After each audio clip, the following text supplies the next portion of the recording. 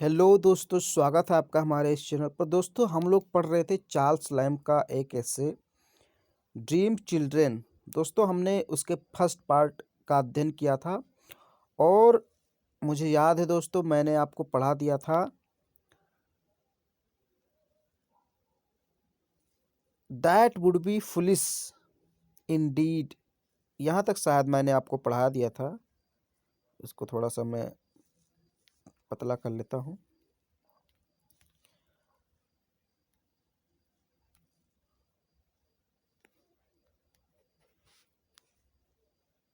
That would be less foolish. John smiled as much as to say that would be foolish indeed। John थोड़ा सा यहाँ पर मुस्कुराता है और शायद वो यही कहने वाला था कि ये बहुत ही मूर्खतापूर्ण कार्य है। दोस्तों, यहाँ तक हम लोगों ने पढ़ लिया था और अब इसके आगे हम लोग को पढ़ना है। तो दोस्तों, चलिए हम लोग पढ़ते हैं, लाइन बाय लाइन समझते हैं। And then I told how when she came to die. देखिए दोस्तों, सी केम टू डाई, वो मरने के लिए आई। इसका मतलब ये हुआ, लेकिन दोस्तों इसको हम ऐसा बोलेंगे नहीं। इसका मतलब ये हुआ वो जब मरी। एंड देन आई टोल्ड, और चार्ल्स लैम्ब कहते हैं एंड देन और तब, आई टोल्ड मैंने बताया, हाउ कि कैसे, व्हेन और कब, कैसे और कब, सी केम टू डाई, वो मरी, यानी उसकी मृत्यु हुई। चार्ल्स लैम्ब कहते हैं इसके बाद मैंने अपने ड्रीम चिल्ड्रन को यानी जॉन और एलिस को बताया कि उसकी परदादी कैसे मरी थी। And then I told how, फिर मैंने अपने ड्रीम चिल्ड्रन को बताया हाउ कि कैसे, व्हेन और कब, सी केम टू डाई, वो मरी, उसकी मृत्यु हुई। हर फ्यूनरल, उसका अंतिम संस्कार, वॉज अटेंडेड। अटेंडेंट का मतलब दोस्तों यहाँ पर हम कह सकते हैं उपस्थित होना, अटेंड किया गया। बाई कॉन्कॉर्स का मतलब भीड़, ऑफ ऑल द पुअर, सभी गरीब लोगों की, and some of the gentry too, और अमीर लोगों की भी, ऑफ द नेबरहुड, और पड़ोसियों के भी, फॉर मेनी माइल्स राउंड, बहुत दूर दूर के। यानी जब उसकी मृत्यु हुई उसके दादी की, तो उसका जो फ्यूनरल हुआ, अंतिम संस्कार हुआ, उसमें कितने लोग अटेंड किए, मतलब कितने लोग उपस्थित हुए। तो गरीब लोग भी आए, अमीर लोग भी आए, और पड़ोस के गांव के भी लोग आए।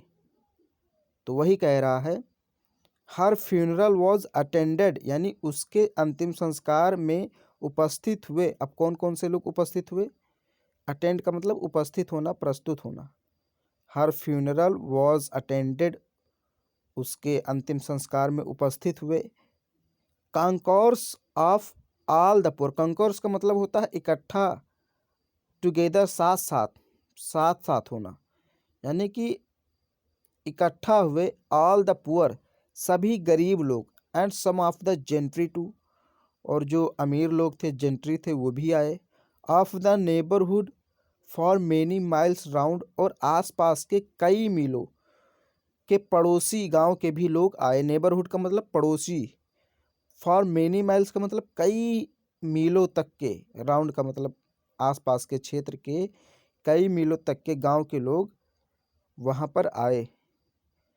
To show their respect for her memory, to show their respect, अपना सम्मान दिखाने के लिए, मतलब अपना सम्मान का मतलब उनकी याद में, जो उसकी दादी थी जॉन की, उसकी याद में अपना सम्मान दिखाने आए कि मैं आपका कितना सम्मान करता हूँ। ओके, तो वे लोग किस लिए आए थे? उसके अंतिम संस्कार में उसकी दादी के प्रति सम्मान व्यक्त करने के उद्देश्य से आए थे। To show their respect for her memory. Because she had been such a good and religious women. क्योंकि सी हैड बीन, वो रही थी, कौन? उसकी दादी। क्योंकि सी हैड बीन, वो रही थी, such a good and religious women, बहुत ही अच्छी और धार्मिक औरत। क्योंकि जो उसकी दादी थी वो काफ़ी धार्मिक और अच्छी औरत थी।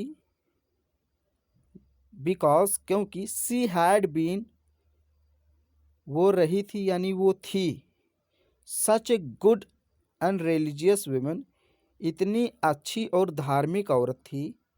सो गुड, और इतनी अच्छी, इंडीड, वास्तव में, दैट की, she knew all the psaltery by heart. Psaltery का मतलब होता है दोस्तों जो प्रार्थना में गाया जाता है गीत। जब चर्च में प्रार्थना गीत गाई जाती है तो उसको जाल्ट्री बोलते हैं। अब देखिए दोस्तों, यहाँ पर पी साइलेंट है, पी जाल्ट्री या पजाल्ट्री इसको नहीं बोलेंगे, हम लोग जाल्ट्री बोलेंगे। तो वो इतनी अच्छी थी, सो गुड इंडीड, वास्तव में इतनी अच्छी थी, दैट की, सी न्यू, वो जानती थी, ऑल द पेजाल्ट्री। अब देखिए, पेजाल्ट्री आपको नहीं बोलना है यहाँ पर। अगर आप पेजाल्ट्री बोलेंगे तो गलती हो जाएगी, आपको जाल्ट्री बोलनी है। That she knew all the psaltery, वो सब जाल्ट्री जानती थी। जाल्ट्री मीन्स जितने भी प्रार्थना गीत होते थे उन सबको जानती थी, बाय हार्ट, दिल से। मतलब दिल से उसने याद किया था, ऐसा नहीं था कि उसने रट्टा मारा था। एंड और a great part of the testament besides, और टेस्टामेंट के भी कुछ भाग उसको आते थे। बिसाइड्स का मतलब इसके अतिरिक्त, यानी इसके अतिरिक्त टेस्टामेंट के भी कुछ भाग उसको आते थे। यहाँ पर अब देखिए, here little Alice spread her hands. Here, यहाँ पर लिटिल एलिस, जो उसकी पुत्री है चार्ल्स लैम्ब की, एलिस, स्प्रेड हर हैंड्स, वो अपना हाथ थोड़ा सा खोलती है, फैलाती है। चार्ल्स लैम्ब दरअसल अपने दो ड्रीम चिल्ड्रन को कहानी सुना रहे हैं। तो यहाँ पर जब उन्होंने कहानी बताई कि उसकी दादी कितनी अच्छी और धार्मिक थी, उसको उसको जाल्ट्री और टेस्टामेंट सारी चीज़ें याद थीं, तो यहाँ पर थोड़ा सा एलिस जो है उसकी पुत्री, वो थोड़ा सा अपना हाथ खोलती है और फैलाती है।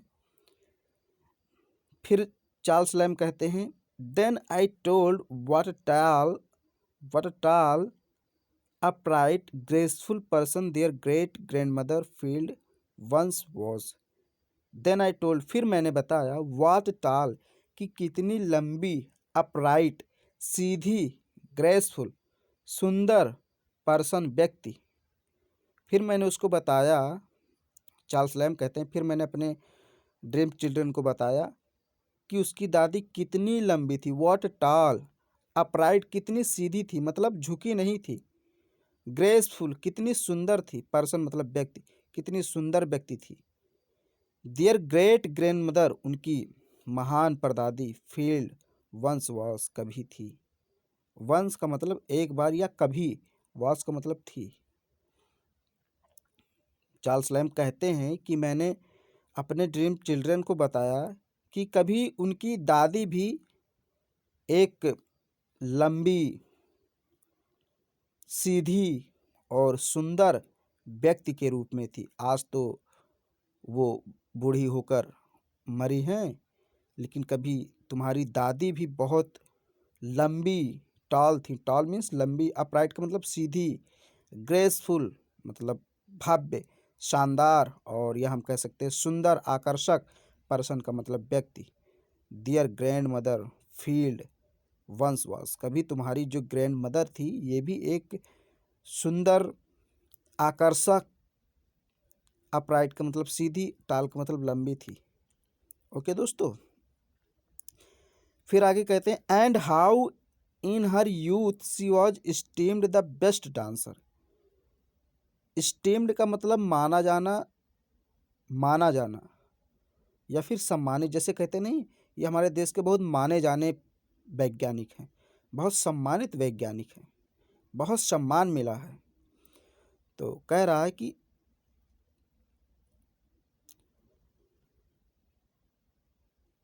And how in her youth, और अपनी युवावस्था में कैसे सी वॉज स्टीम्ड, वे मानी जाती थी द बेस्ट डांसर, सबसे अच्छी डांसर। यानी अपने युवावस्था में जब उनकी दादी थी, चार्ल्स लैम्ब यहाँ अपने ड्रीम पुत्रों को बता रहे हैं, जो उसके जॉन हैं और उसकी पुत्री एलिस है, उन दोनों को बता रहे हैं यहाँ पर चार्ल्स लैम्ब कहते हैं कि and how in her youth she was esteemed the best teacher, और उसकी जो दादी है, परदादी, वो कैसे अपने युवावस्था में बेस्ट डांसर मानी जाती थी। How in her youth she was esteemed का मतलब माना जाना या फिर सम्मान पाना। How in her youth she was esteemed the best dancer, वो अपनी युवावस्था में कितनी प्रसिद्ध थी, कितनी सम्मानित थी, ये भी चार्ल्स लैम्ब ने अपने ड्रीम चिल्ड्रन को बताया। अब देखिए यहाँ क्या होता है। Here Alice little right foot played and involuntary movement, यहाँ पर जो एलिस का छोटा सा दाया पैर है, right foot, played and involuntary movement, वो थोड़ा सा हलचल कर देता है। मतलब जैसे होता नहीं, जब कहीं डीजे उजे बजता है तो आपका पैर थोड़ा सा हिलने लगता है। तो यहाँ पर जब चार्ल्स लैम्ब ने ड्रीम चिल्ड्रन को अपनी दादी के डांसर के बारे में बताया, तो यहाँ पर जो एलिस का दायां पैर है वो थोड़ा सा अपने आप हिलने लगा। इनवॉलेंट्री का मतलब अपने आप, अनैच्छिक रूप से। इनवॉलेंट्री का क्या मतलब होता है दोस्तों? अनैच्छिक रूप से मूवमेंट करने लगा। प्लेड का मतलब हिलना डुलना। Here Alice little right foot, यहाँ पर एलिस का जो छोटा सा दायां फुट है, पैर है, प्लेड एंड इनवॉलेंट्री मूवमेंट, वो अपने आप मूवमेंट करने लगा। Till upon my looking grave it desisted, और जब, टिल का मतलब और जब, अपॉन माई लुकिंग ग्रेव, मैंने सीरियस होकर देखा। माई लुकिंग का मतलब मेरी निगाह, ग्रेव मतलब सीरियस होना, गंभीर हो गई। जब मेरी निगाहें गंभीर हो गई, चार्ल्स लैम्ब कहते हैं, जब मैंने सीरियस होकर एलिस को देखा, इट डिजिस्टेड, तो वो रुक गया, यानी उसका पैर रुक गया। जैसे होता नहीं, कभी कभी आप कोई प्रक्रिया करते हैं, पैर हिला रहे हैं, समझ लीजिए आप पैर हिला रहे हैं, लेकिन जैसे ही आपके पिता की आंख आप पर पड़ती, तुरंत आप पैर रोक देते हैं। तो ऐसे ही चार्ल्स लैम्ब ने जैसे ही गंभीर रूप से देखा एलिस को, वैसे ही डिजिस्टेड का मतलब स्टॉप, उसका जो पैर था वो स्टॉप हो गया। वही कह रहे हैं, till upon my looking grave, जैसे ही मेरी निगाह सीरियस हुई, ग्रेव हुई, वैसे ही इट डिजिस्टेड, वो रुक गया। फिर आगे कह रहे हैं, फिर आगे शुरू हो गए, the best dancer I was saying, हाँ तो मैं, फिर कह रहे हैं, हाँ तो मैं बेस्ट डांसर की बात कर रहा था, इन द कंट्री, उस क्षेत्र में, यानी वो अब फिर उस कहानी पर आ गए, अपनी परदादी के बारे में वो बताने लगे Charles lamb. The best dancer I was saying in the country, मैं कह रहा था कि वो कंट्री में बेस्ट डांसर रही है। चार्ल्स लैम्ब कहते हैं कि मैं यही कहूँगा कि वो जो कंट्री यानी देहात क्षेत्र था, ग्रामीण क्षेत्र था। अब देखिए, कंट्री का मतलब यहाँ पर देश नहीं होगा, यहाँ पर देहात आप कह सकते हैं, कंट्री साइड कह सकते हैं, ग्रामीण क्षेत्र। द बेस्ट डांसर, वो सर्वाधिक अच्छी डांसर थी। आई वॉज सेइंग, मैं कह रहा था, इन द कंट्री, ग्रामीण क्षेत्र में। टिल ए क्रूल डिजीज, जब तक कि एक निर्दयी बीमारी ने, कॉल्ड कैंसर, जिसको आजकल हम लोग कैंसर कहते हैं, केम एंड बोर्ड हर, आई और उसको झुका नहीं दिया। बोर्ड का मतलब झुका देना, डाउन का मतलब नीचे। चार्ल्स लैम्ब कहते हैं कि जो आपकी दादी थी वो तब तक अच्छी डांसर थी जब तक कि एक निर्दयी बीमारी आई और उसको झुका दिया, विद पेन, दर्द से। But it could never bend her good spirits, लेकिन वो उनकी आत्मा को कभी नहीं झुका सका। उन्होंने कहा, चार्ल्स लैम्ब ने अपने बच्चों को बताया कि जो आपकी दादी बहुत बड़ी डांसर थी, वो तब तक डांस करती रही अच्छे से जब तक कि उन्हें एक बीमारी ने, यानी कैंसर नामक बीमारी ने झुका नहीं दिया। जब तक उन्हें कैंसर नामक बीमारी ने दर्द से झुका नहीं दिया, तब तक वो डांस करती रही। हालांकि वह उनकी आत्मा को नहीं झुका सका, but it could never bend, वो नहीं झुका सका हर गुड स्पिरिट, उनकी अच्छी आत्मा को, और मेक देम स्टूप, या फिर उनको अपंग नहीं बना सका। मतलब ना तो उनकी आत्मा को झुका सका और ना ही उनके आत्मा को अपंग बना सका। But they were still upright, वे अभी भी सीधे खड़े थे। मतलब उनकी आत्मा अभी भी वैसी ही थी, आत्मा को नहीं झुका सका। ओके दोस्तों, because she was so good and religious, क्योंकि वो बहुत ज़्यादा अच्छी और धार्मिक थी, क्योंकि वो बहुत ज़्यादा अच्छी और धार्मिक थी। Then I told how she was use to sleep by herself in a alone chamber of the great lone house. फिर चार्ल्स लैम्ब अपने बच्चों से बताते हैं, देन आई टोल्ड, फिर मैंने बताया, हाउ कि कैसे, she was use to sleep, वो सोया करती थी, बाय हरसेल्फ, अकेले, बाय हरसेल्फ का मतलब सोया यानी अकेले, इन ए लोन चैम्बर, उस अकेले चैम्बर में, of the great lone house, उस अकेले हाउस के, यानी उस अकेले हाउस के अकेले चैम्बर में वो कैसे अकेले सोया करती थी, मैंने फिर अपने बच्चों को बताया। वही कह रहे हैं, देन आई टोल्ड, फिर मैंने बताया, हाउ कि कैसे, she was use to sleep, वो सोया करती थी, बाई हरसेल्फ, अकेले, इन अ लोन चैम्बर, उस चैम्बर में, of the great lone house, उस अकेले बड़े घर के एक कमरे में, चैम्बर का मतलब एक कमरा कह सकते हैं, उस बड़े घर के एक कमरे में कैसे वो अकेले सोया करती थी, फिर मैंने अपने बच्चों को बताया। And how she believed that A apparition of two infants was to be seen at midnight, gliding up and down the great staircase near where she slept.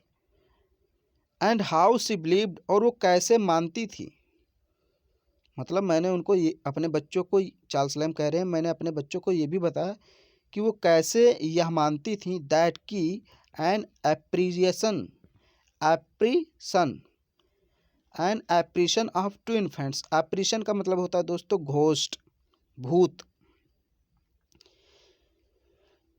And और हाउ की कैसे, सी बिलीव्ड, वो मानती थी, दैट की N एप्रीशन, की एक भूत, ऑफ टू इन्फेंट्स, दो बालकों का, वही जो जंगल में मरे थे उन्हीं दो बालकों का।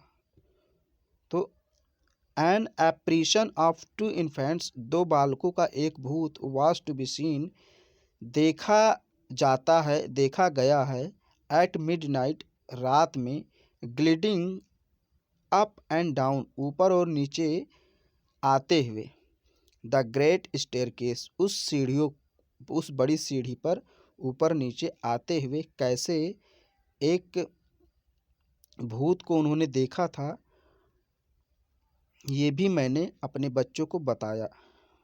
नियर वेयर सी स्लेप्ट, जहाँ पर वो सोती थी वहीं पास में ही, नियर का मतलब पास में ही, वेयर सी स्लेप्ट, जहाँ वो सोती थी।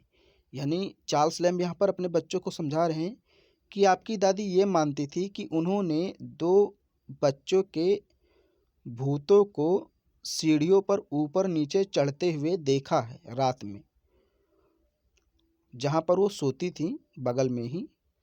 तो फिर से मैं एक बार पढ़ा देता हूँ।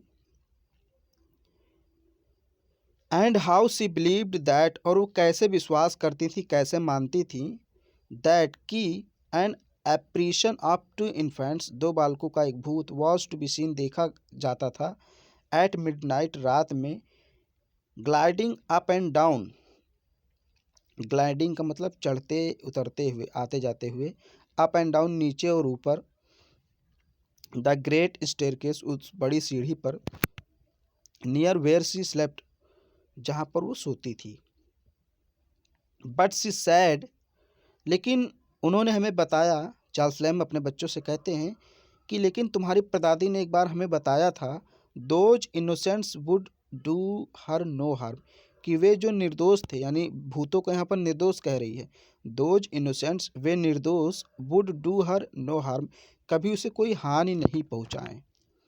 ओके दोस्तों, वे दोनों भूत कभी उसको कोई हानि नहीं पहुँचाए।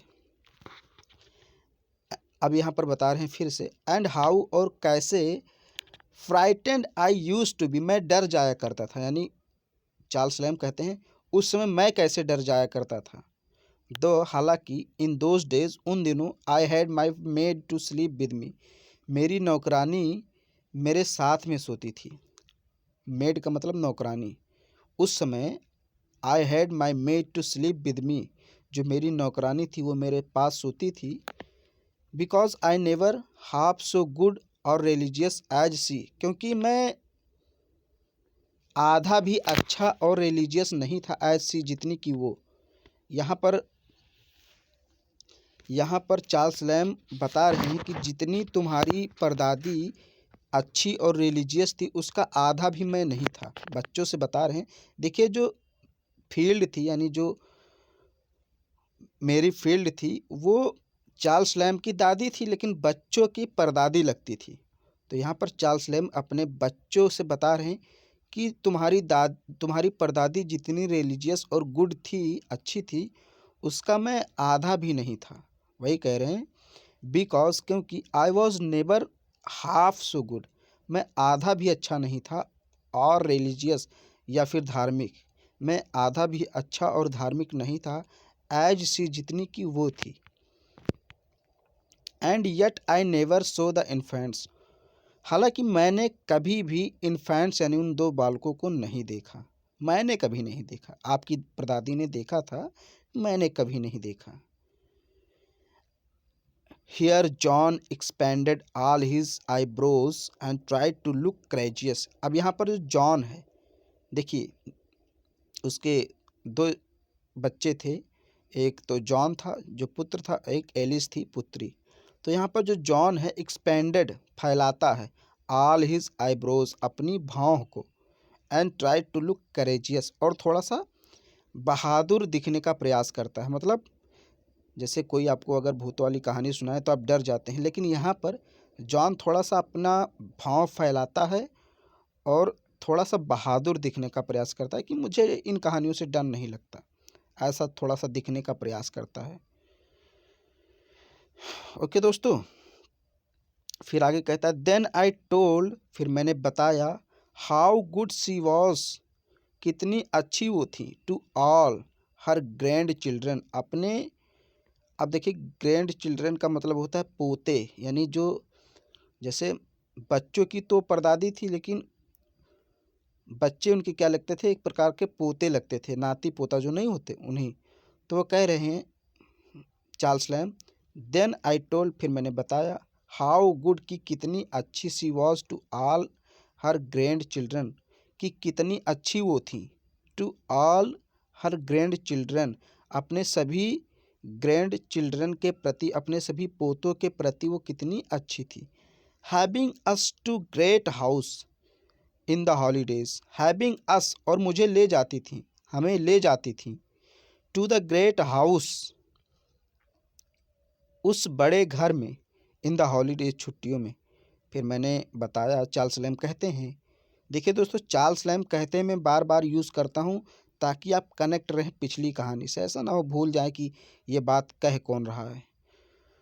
तो चार्ल्स लैम्ब कहते हैं, then I told how good she was, फिर मैंने बताया कि वो कितनी अच्छी थी, to all her grandchildren, अपने ग्रैंड चिल्ड्रन के प्रति, having us to the great house, और हैविंग अस ले जाती थी, टू द ग्रेट हाउस उस बड़े घर में, उस बड़े घर में हम लोग को ले जाती थी, इन द हॉलीडेज छुट्टियों में, वेयर शी वॉज जहाँ पर सॉरी वेयर जहाँ आई मैं इन पार्टिकुलर विशेष रूप से यूज टू स्पेंड बिताया करता था, many hours bye my self बहुत से घंटे स्वयं, मेनी आवर्स बहुत से घंटे, बाय माई सेल्फ का मतलब स्वयं, यानी चार्ल्स लैम्ब कहते हैं तुम्हारी जो परदादी थी वो हम लोग को उस बड़े घर में छुट्टियों में ले जाया करती थी जहाँ मैं स्वयं बहुत समय व्यतीत करता था, यानी मैं भी वहाँ पसंद करता था। वेयर आई जहाँ मैं इन पार्टिकुलर विशेष रूप से यूज टू स्पेंड बिताया करता था, मेनी आवर्स बहुत समय, बाय माई सेल्फ स्वयं। फिर देखिए दोस्तों, इन gazing upon the old busts, और इन गेजिंग घूरा करता था, देखता रहता था, जब मैं उस घर में जाता था। चार्ल्स लैम्ब कहते हैं जब मैं उस घर में जाता था, इन गेजिंग तो घूरता रहता था, अपॉन द ओल्ड बस्ट्स पुराने बस्ट को। अब बस्ट दोस्तों क्या होता है मैं थोड़ा सा समझा देता हूँ। बस्ट का मतलब होता है दोस्तों, मान लीजिए जैसे कोई मूर्ति है, उसका आधा ध्वजा जो होता है उसको बस्ट बोलते हैं। मान लीजिए ये उसका सिर हो गया और ये इतना जो होता है दोस्तों ध्वजा होता है उसको बोलते हैं बस्ट, उसको क्या बोलते हैं बस्ट। तो मैं इन बस्ट को देखा करता था क्योंकि उस घर में कई बस्ट इस प्रकार के रखे हुए थे जिनकी आधी ध्वजाएं ही होती थीं, आधे धड़ ही होते थे, तो इनको मैं घूरता रहता था। In gazing upon the old bust, मैं इन पुराने बस्ट को घूरता रहता था। ऑफ द 12 सीजर्स, 12 सीजर्स के, 12 सीजर्स देखिए दोस्तों, सीजर जो थे ये रोम के एम्परर थे, रोम जो देश है वहाँ के शासक थे, वहाँ के 12 शासक थे सीजर, उन्हीं में से एक जूलियस सीजर भी है। तो उन 12 सीजर्स के बस्ट लगे हुए थे वहाँ पर, उनको मैं देखा करता था, घूरता रहता था। देखिए तो वही कह रहा, in gazing upon the old bust of 12 Caesars, यानी मैं 12 सीजर्स के बस्ट को देखा करता था। That had been empress of Rome, जो रोम के शासक हुआ करते थे। Till the end marble heads would seem to live again, और मैं तब तक देखता रहता था जब तक कि ओल्ड मार्बल हेड, जो मार्बल के सिर हैं, would seem to live again, वो जीवित नहीं प्रतीत होने लगते थे। मैं उनको बस्ट को तब तक देखता रहता था जब तक कि वे जीवित प्रतीत नहीं होने लगते थे दोबारा। ऐसा जब हमें ऐसा आभास होने लगे कि ये जीवित हो गए तब मैं उनको देखना बंद करता था। जैसे कभी कभी होता नहीं, जब आप फ़ोटो को देखते हैं किसी फ़ोटो को, तो ऐसा लगता है जैसे वो फ़ोटो आपको ही देख रहा है। तो इसी प्रकार कह रहे हैं चार्ल्स लैम्ब कि जब मैं उस बस्ट को ध्यान से देखता था तो ऐसा लगता था कि वो बस्ट मुझे देख रहे हैं। तो वही कह रहा है कि till the old marble heads, जब तक कि वो ओल्ड मार्बल हेड्स वुड सीम दिखने लगते थे, टू लिव जीवित अगेन पुनः, यानी मैं तब तक देखता रहता था जब तक कि वो जीवित दिखने लगते थे। और I to be turned into marble with them, या फिर मैं उनके साथ पत्थर बन जाता था। या तो वे जीवित हो जाते थे या तो मैं रुक जाता था, उन्हीं के साथ एकदम मूर्ति की तरह स्थिर हो जाता था। मतलब उनको इतना ध्यान से देखता था कि वो या तो मुझे जीवित प्रतीत होते थे या तो फिर मैं उनकी तरह मूर्ति हो जाता था। तब तक मैं देखता रहता था। ओके दोस्तों, how I never could be tired with roaming about that huge mansion. फिर चार्ल्स लैम्ब आगे बताते हैं हाउ, कि कैसे, I never could be tired, मैं कभी नहीं थकता था, विद रोमिंग घूमने से, अबाउट दैट ह्यूज मैंसन, उस ह्यूज विशाल मैंसन मतलब महल में, उस विशाल भवन में मैं कैसे घूमने से कभी थकता नहीं था, ये भी उन्होंने अपने बच्चों को बताया। With its vast empty rooms, इसके खाली कमरों में मैं घूमता था। वास्ट का मतलब विशाल। With their worn out hangings, और उन रूमों में वार्म आउट हैंगिंग्स, मतलब हैंगिंग्स का मतलब कपड़े, वार्म आउट का मतलब फटे पुराने। देखिए दोस्तों, जैसे खिड़की नहीं होती है तो यहाँ पर कुछ इस प्रकार के कपड़े लगे होते हैं। आप देखते हैं जो खिड़कियाँ होती हैं वहाँ पर इस प्रकार के कपड़े लगे होते हैं, तो उसे कहते हैं हैंगिंग्स। तो जो खाली रूम में मैं घूमता था, जो रूम खाली रहते थे, वहाँ पर फटे पुराने हैंगिंग्स लगी होती थी, पुराने कपड़े लगे थे। फ्लैटरिंग टेपेस्ट्री, और कर्टन का मतलब खिड़कियों के पास टेपेस्ट्री लगी थी। टेपेस्ट्री का मतलब भी कर्टन होता है, जो कपड़े के कर्टन होते हैं। फ्लैटरिंग का मतलब फड़फड़ाते हुए, उड़ते हुए, जो इस प्रकार के, मान लीजिए ये कोई खिड़की है, थोड़ा सा मैं इसको सही बना देता हूँ समझाने के लिए।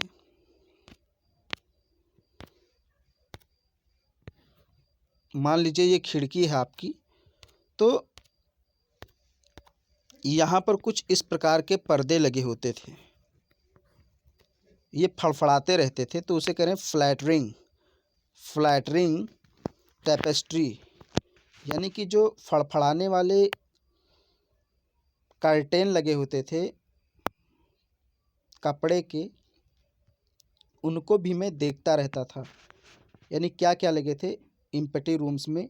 वार्म आउट मतलब फटे पुराने, हैंगिंग्स का मतलब लटकन, फ्लैटरिंग टेपेस्ट्री, और जो फड़फड़ाते हुए कर्टेन लगे होते थे उनको भी देखता था। एंड कार्व्ड ओकन पैनल्स, और कार्व्ड ओकन पैनल्स, कुछ सीटें भी लगी हुई थी। ओकन मतलब ओक लकड़ी की। ओक एक प्रकार की पेड़ होता है, एक प्रकार का पेड़ होता है ओक, उसकी कुछ पैनल्स यानी सीटें लगी हुई थी, कार्व्ड, जिस पर खुदा हुआ था। विद द ग्लिडिंग, और ग्लिडिंग का मतलब होता है सोने की पेंटिंग थी उस पर, मतलब उस पर कार्व्ड का मतलब कुछ डिजाइन बनी हुई थी लकड़ी के सीट पर। विद द ग्लिडिंग, और उस पर थोड़ा सा मतलब पेंट भी लगा हुआ था, जैसे सुनहरे कलर से उसको पेंट किया गया था। ऑलमोस्ट रब्ड आउट, और लगभग लगभग वो घिस गया था। जो पेंट था वो लगभग लगभग छूटने वाला था, कहीं कहीं दिख रहा था कि सोने की परत चढ़ी है। ओके दोस्तों, फिर कह रहे हैं समटाइम्स, कभी कभी, in the spacious old fashion gardens, जो वो पुराना फैशन वाला गार्डन था, खाली रहता था, तो उसमें भी मैं जाता था। Which I had almost to myself, जहाँ मैं अकेले घूमता रहता था। विच जहाँ पर, आई हैड मैं रहता था, ऑलमोस्ट लगभग, टू माई सेल्फ अकेले।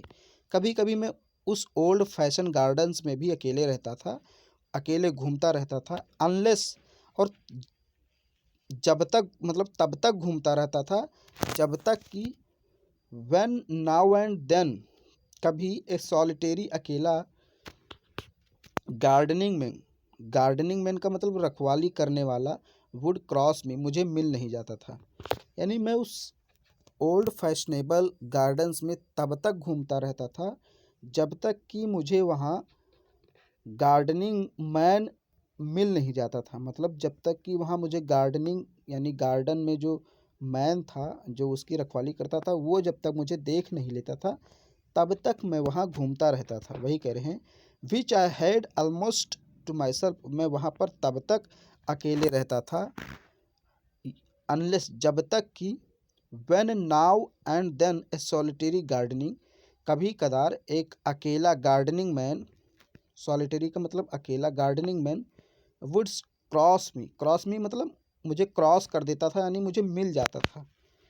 यानी कि जब तक मुझे वहाँ पर गार्डनिंग मैन नहीं मिल जाता था तब तक मैं अकेला घूमता रहता था। And how the nectarines and peaches hung upon the walls, फिर यहाँ पर कह रहे हैं एंड हाउ, और कैसे द नेक्ट्रीन्स एंड प्रीच, नेक्ट्रीन्स और प्रीच एक प्रकार के फल हैं, इनके बारे में बता रहा है। कह रहा एंड हाउ और कैसे द नेक्ट्रीन्स एंड प्रीच, यानी नेक्ट्रीन्स और प्रीच नामक फल हंग लटकते थे अपॉन द वॉल्स, दीवारों पर, without my ever offering to pluck them, और मैंने कभी उन्हें तोड़ने का प्रयास नहीं किया। देखिए दोस्तों, यहाँ पर अगर हम ऑफर का मतलब देखेंगे तो यहाँ पर ऑफर का मतलब होता है ट्राई, विदाउट का मतलब के बिना, माई का मतलब मेरे, प्लक का मतलब तोड़े, देम का मतलब उन्हें, यानी मेरे तोड़े बिना, मेरे तोड़ने के प्रयास किए बिना वो दीवार पर लटकते थे। इसका क्या मतलब हुआ कि मैंने उन्हें कभी तोड़ने का प्रयास ही नहीं किया।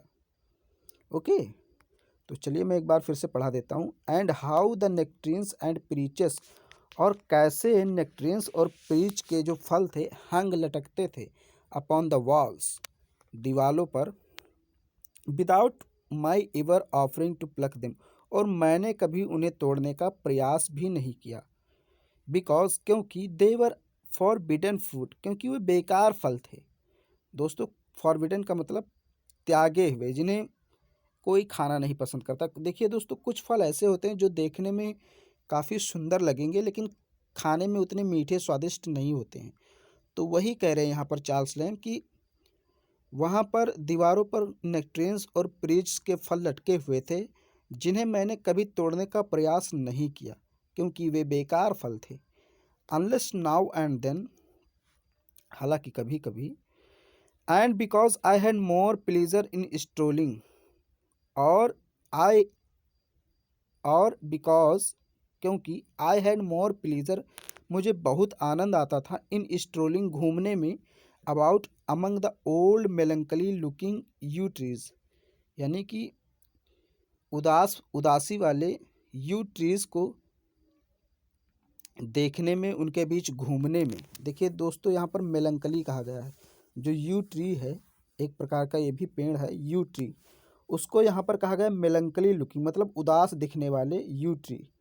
अब भाई पेड़ कैसे उदास दिखेगा? दोस्तों देखिए, यहाँ पर पेड़ उदास नहीं दिखता, इसको मेलंकली, इस पेड़ को इसलिए कहा गया है क्योंकि जब कोई व्यक्ति मरता था तो उसके कब्र पर ये पेड़ लगा दिया जाता था, यू नामक पेड़ लगाया जाता था। जब कोई व्यक्ति मरता था तो उसके कब्र पर यू नामक ट्री का पेड़ लगाया जाता था, सॉरी ट्री लगाई जाती थी, या फिर पेड़ कहे लगाया जाता था। तो इसलिए यहाँ पर उसको उस चीज़ से जोड़ दिया गया है, इसलिए उसको उदासी वाला पेड़ कह दिया गया है। तो वही कह रहा कि मैं, एंड और बिकॉज, क्योंकि आई हैड मोर प्लेजर, मुझे बहुत ज़्यादा आनंद आता था, इन स्ट्रोलिंग, घूमने में, अबाउट एमंग, के बीच में, the old melancholy looking you trees, पुराने उदास दिखने वाले यू ट्रीज के बीच में। चार्ल्स लैम कहते हैं मुझे उदास दिखने वाले यू ट्रीज के बीच में घूमने में काफ़ी मज़ा आता था। और द फर्स, या फिर फर्श के बीच में, फर्श भी एक प्रकार का पेड़ है। एंड, और picking up the red berries, red berries को उठाने में, ये एक प्रकार का बेर होता था, जैसे हम कह सकते हैं शायद करौंदा, तो इसी टाइप का कोई पेड़ था, कोई फल था, उसको पिकिंग करने में यानी उठाने में हमें बहुत मज़ा आता था। एंड फर एप्पल्स, और ये भी एक प्रकार का फल है, फर एप्पल्स को उठाने में भी बहुत मज़ा आता था। Which were good for nothing but to look, जो सिर्फ देखने के लिए थे। विच वर गुड, जो अच्छे थे, फॉर नथिंग, किसी चीज़ के लिए नहीं, बट टू लुक, सिर्फ देखने के लिए, मतलब उन फलों को हम खा नहीं सकते थे।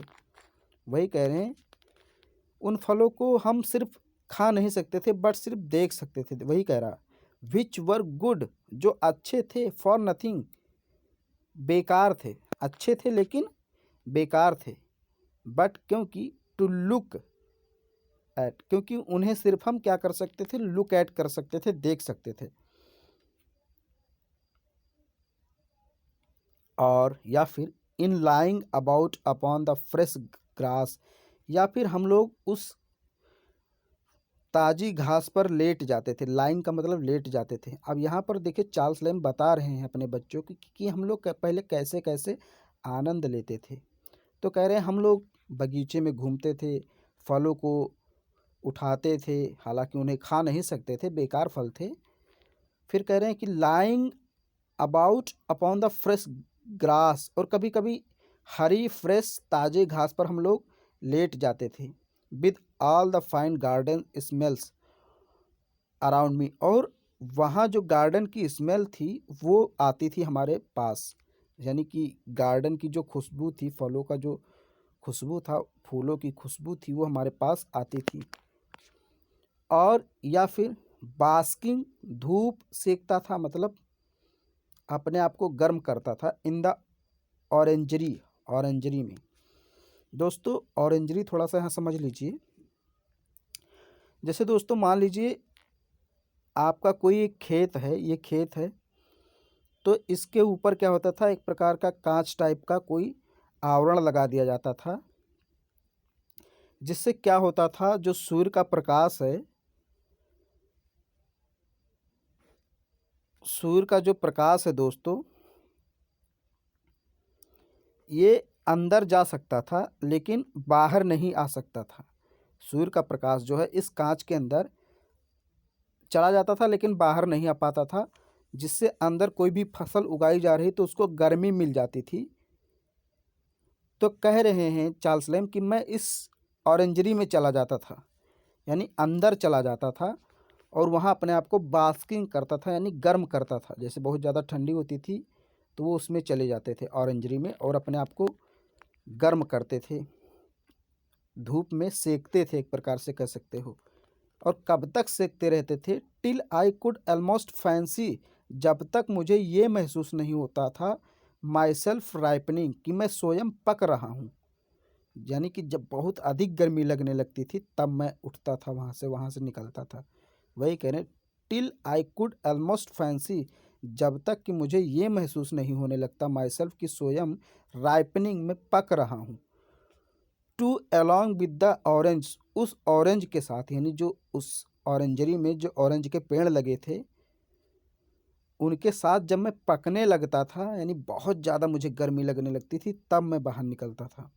वही कह रहे हैं, to along with the orange and the limes, और उस नींबू के पेड़ के साथ, इन द ग्रेटफुल वार्म, गर्मी से, यानी गर्मी के साथ, यानी उन ऑरेंज और लाइम्स के पेड़ के साथ जब मैं बहुत अधिक गर्मी से पकने लगता था तब मैं बाहर निकलता था। और in watching the dace that darted to,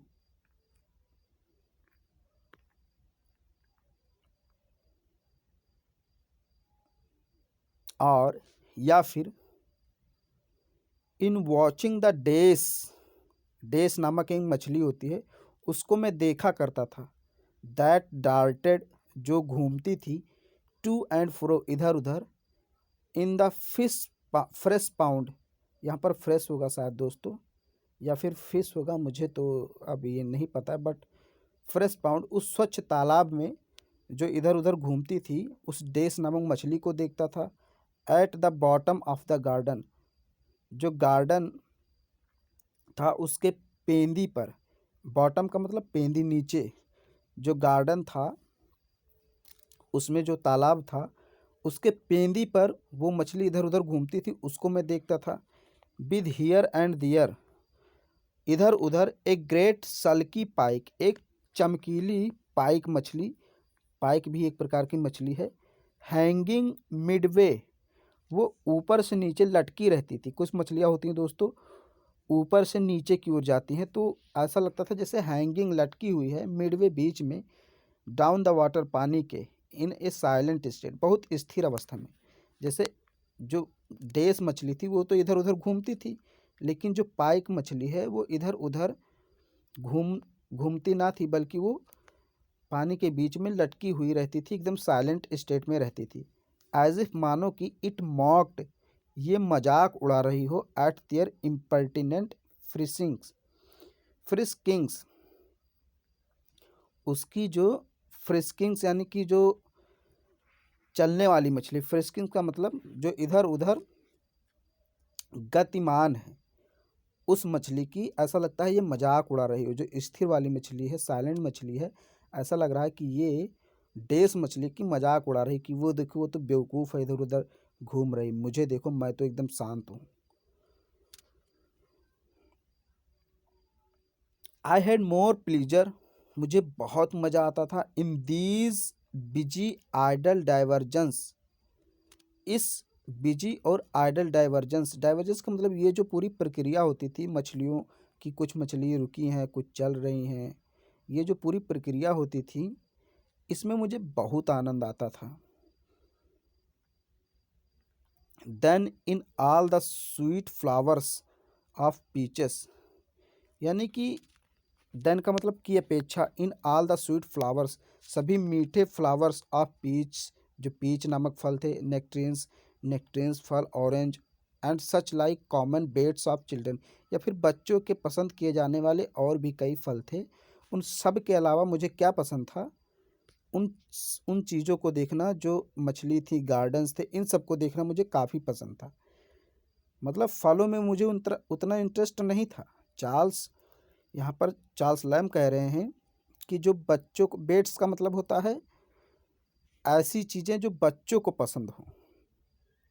तो कह रहे हैं कि मुझे स्वीट फ्लावर्स, जैसे पीच नामक जो फल था, नेक्ट्रीन्स था, ऑरेंज था, या फिर such like common baits of children, या बच्चों के पसंद किए जाने वाले चीज़, such like common baits of children, जो भी चीज़ें बच्चों को पसंद है उन सब चीज़ों में मुझे कोई इंटरेस्ट नहीं था।